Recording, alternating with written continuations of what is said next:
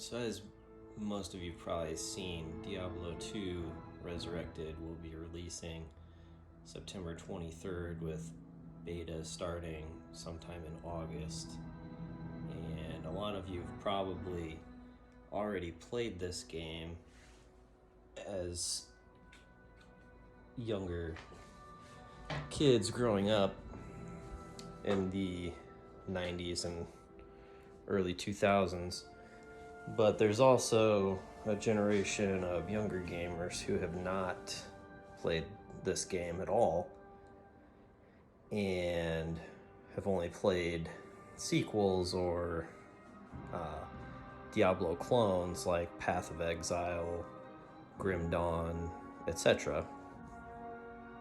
Quite possibly one of the greatest games of all time. It's definitely the defining ARPG of our lifetime. Every game since has tried to emulate it, some more successfully than others, but none of them really quite nailed it on the head. They all seemed to lack something. Even Diablo 3, which in my opinion was a massive failure, as I followed its development from when it was announced to when it was released many years later. The end product was nothing like what the initial reveal and updates made the game out to be. And then the real money auction house essentially ruined the main aspect of the game, which is the loot grind, the randomness, gambling, almost addictive gambling aspect, by essentially making it impossible to find gear for yourself that was any good or that you could progress with. You would be forced to buy it with gold or real money, and then the game was just too much like World of Warcraft in its unserious, light blue, color-hued tone. It lacked all the gothic darkness and atmosphere that made the original Diablo and Diablo 2 so fantastic. The main issue with the development of Diablo 3, and one of the concerns I have for Diablo 4, is that it seemed like a lot of the decisions that were made were based purely on the belief that PC gaming is in decline and that they needed to shift focus over to console gaming. Because if you followed the development of Diablo 3, and there's even developer interviews where they clearly were surprised by the amount of sales on PC, and they made a lot of design choices strictly so that the game could be playable on console, such as limiting the amount of players to 4 instead of the 8 that we had in Diablo 2, limiting the number of skills you could have to 6 because of the number of available buttons on controllers, and then just the overall design, leveling up system in Diablo 3, how it was pretty much dumbed down, watered down, to where you could not really make any choices aside from gear, and gear choices for every class were essentially the same statistics you wanted, and the lack of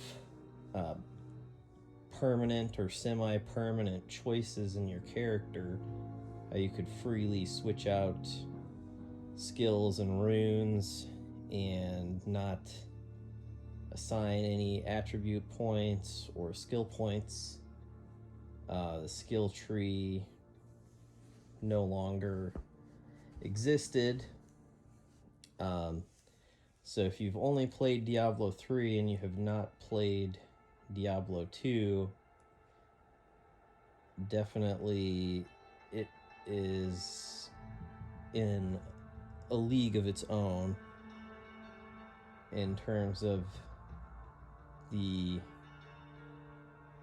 variety of possible builds, the loot grind, the unique character classes, and some might say, some of the Diablo 3 developers would say that every class made the same choices in Diablo 2 for statistics, where you just got the minimum amount of stats to use your gear and then put the rest of your points into vitality.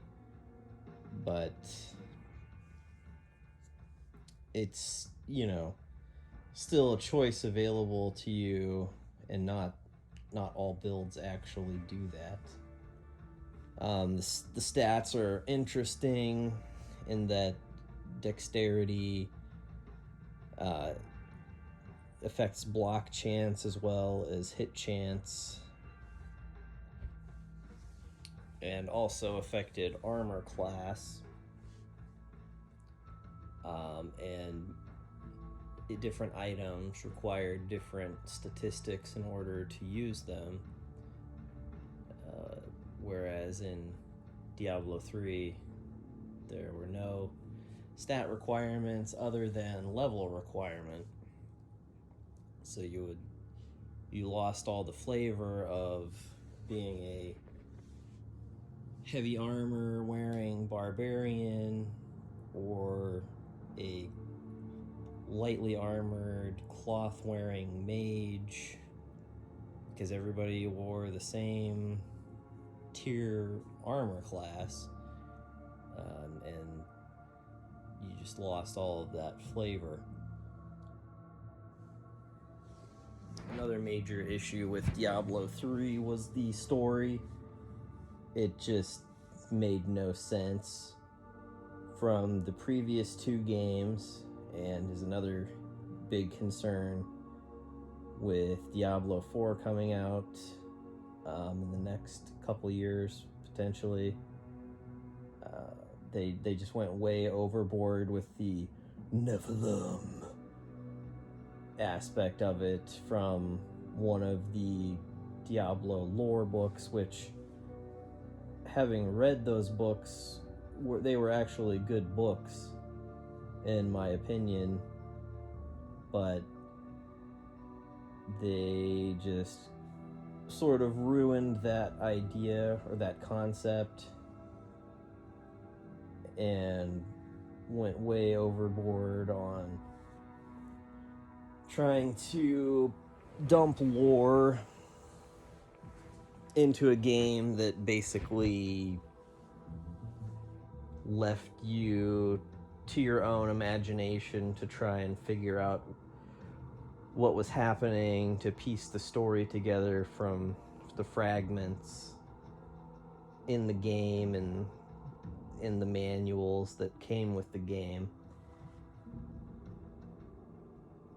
And they killed off, you know, one of the most memorable characters in the game, who sort of tied everything together. Just some random fairy boss nobody in the game comes out and kills Deckard Cain out of the blue, and then there's nothing really to bring you back to sort of ground it. But Diablo 2 is such a good game that even if I don't like the direction that Blizzard has taken in the last 5 or 10 years, I will definitely be getting it. But Diablo 2 HD is basically what everyone wanted from a Diablo 3, so it sucks we had to wait this long for it, but we're finally getting it and can't wait to play it. If you are interested in more of this, like, subscribe. Going to be making some more Diablo related content and probably some other stuff as well. Alright, thanks.